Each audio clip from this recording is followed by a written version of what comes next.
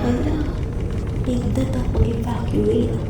Paano yung gamit ko dito? Hindi ako prepared. Not prepared? Then I got you. Ano nga ba ang go bag? A go bag is a pre-packed emergency supply kit, typically a backpack, containing essentials like food, water, a first aid kit, and survival items.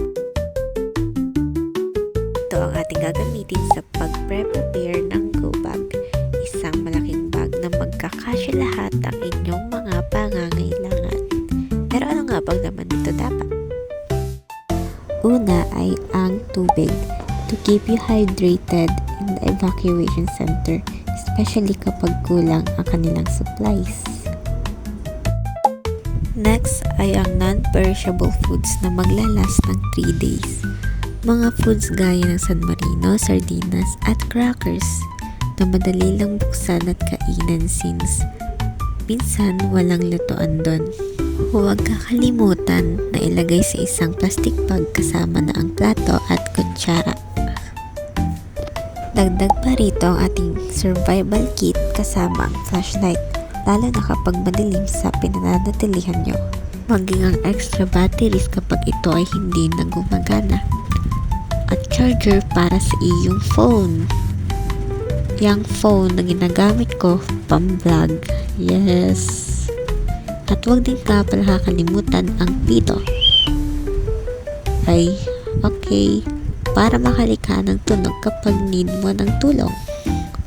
At ang ating toiletries to maintain your hygiene.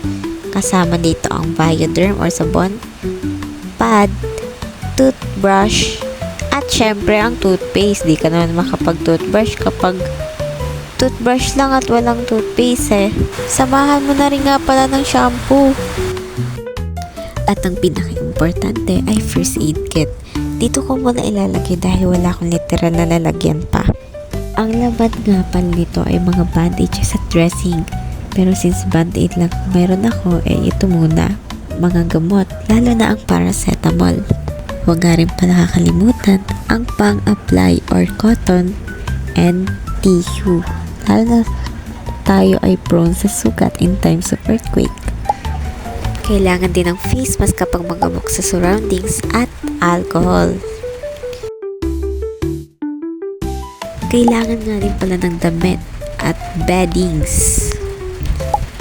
Last but not the least ay ang mga important documents. Dito kabilang yung mga birth certificate, IDs, kasi baka mawala eh.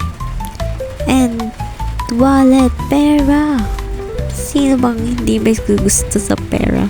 It's our daily usage.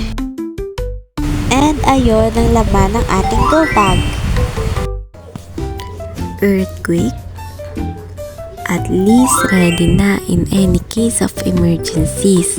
With just one grab, dala-dala mo na ang iyong mga pangangailangan kahit wala ka sa iyong tirahan. Bye!